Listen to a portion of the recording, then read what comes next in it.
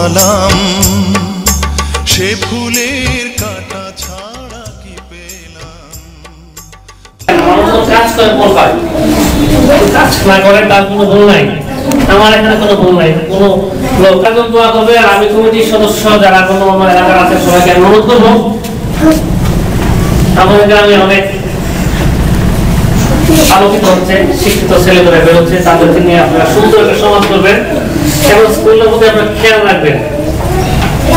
আপনি ধর্মের প্রতি অনুসরণ হয়ে জীবন কাটিয়ে দিবেন আর এই স্কুলে সবসময় আপনি আসবেন, আপনার প্রতি আমার দোয়া রইল।